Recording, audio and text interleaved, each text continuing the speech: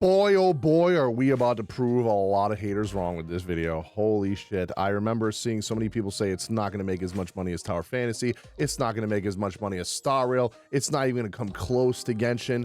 But yet here we are. Wuthering Waves is nearing 50 million USD within 7 days. That is insane. Within 4 days, I believe they hit 100 million yuan, which is like 20 million or 15 million, something like that. And I did the math, I Googled what, transferring it from yuan, the Chinese currency, to USD, and it's about 42 million, but that's not even counting everything. It's just what they've been able to track. And they're saying it's probably closer to 500 million yuan, which is way higher, which is like almost 60 million USD. So I think this is actually insane. I'm going to show you guys all of this in this video, but I am so proud. I just want to give a huge shout out to Kuro Games right off the bat. They did such an amazing job. This is with, by the way, Gion's banner. Okay, this is when Yinlin comes out. Holy crap, they're going to make so much more money. I think they really messed up starting with a male character, but I get it. They wanted to tie it into story because Gion, if you've played the entire story of 1.0, is a massive, he plays a massive role in the story, and you literally fight the final battle side by side with him like some anime, character shit. It is wild. You guys got to do the story for yourselves. I don't want to spoil it. But dude, I think when Yinlin comes out, this number might be doubled or tripled. I think people are going to pop off on Yinlin, and then possibly even more when Jinshi and Chang Li come out, because we're going to get 2 more females after that. And you know how people are simping over these characters all over the web right now, Reddit, Twitter, Twitch, all that stuff. I think that maybe in the first month, this game could possibly hit above 150 million, 100 million easily. I think a lot more people are getting into the game now. I think a lot of, even Genshin players and Genshin content creators are talking about the game more, are actually playing the game more. And in turn, their viewers are now trying the game more, and they've done a lot of bug fixes. So now people are happier playing the game, talking better about the game. And I think Kuro's done an amazing job. By the way, this is also them giving us 5 stars for free, dude. We got a 5-star selector banner. We got a 5-star ticket to just select whoever we want. And we had the beginner banner. So people out here already having pretty much almost probably 3, not even counting losing a 50-50 or whatever, 3 5 stars just from that.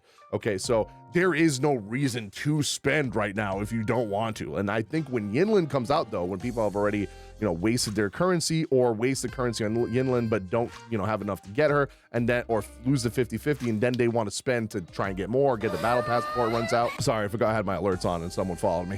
So I think once people start running out of that free-to-play currency and we get that first big banner, which is Yinlin, this is going to be even higher. Now, let's take a look at this so I can show you guys the proof, because I know a lot of you guys are probably like, I don't believe you, but let's show you guys the proof here. So this site, I translated as Chinese. Ming Chao means Wuthering Waves. It's a weird translation. Google Translate doesn't know how to translate properly.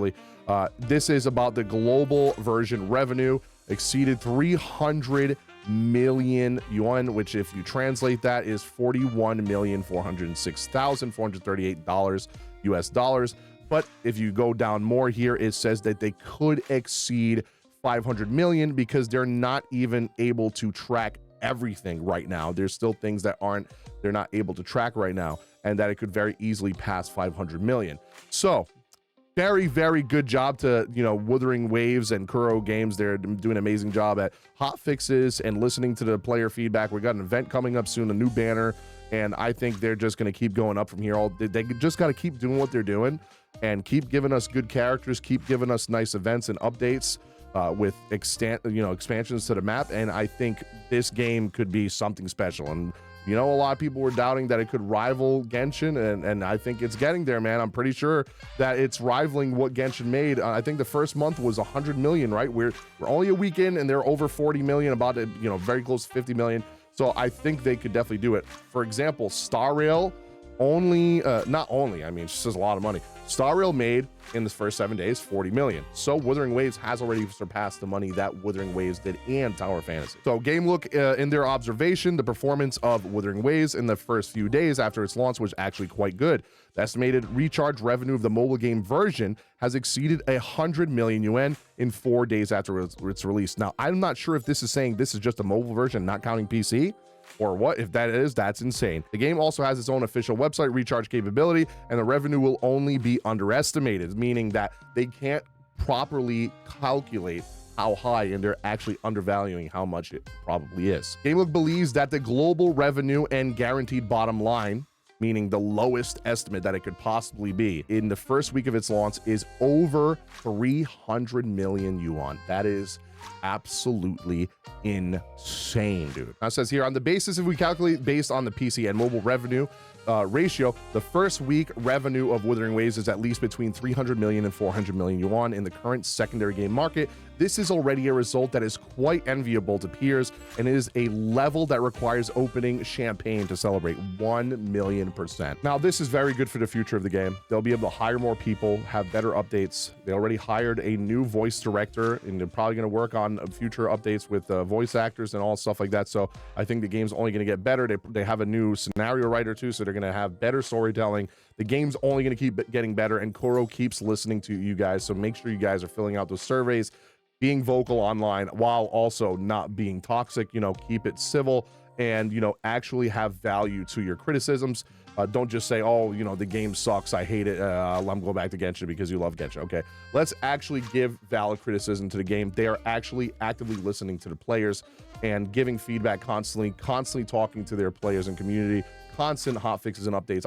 I load the game a couple times a day, and every single time I load up the game, there's a new update. They're constantly fixing stuff, they're listening, and I think they're doing an amazing job, and they deserve all the success that they've had so far. I'm having a blast playing the game, about almost 80 hours right now in the game, like, and I still haven't run out of stuff to do. I'm a union level 35. I'm still grinding, you know, echoes for my characters. I still have tower adversity to do. I still have the roguelike to grind. I still have hologram fights to do, and some side quests as well. Like, dude, and I still haven't done all the puzzles and stuff in the game, getting all the chests or anything like that for exploration. So I am having a blast in this game. I absolutely love it. I want you to let me know in the comments down below what you guys think, and let's get some congratulations in the comments for Kuro Games on having a wonderful and successful launch for Wuthering Waves. Thank you guys so much for watching, and I'll see you guys on the next video.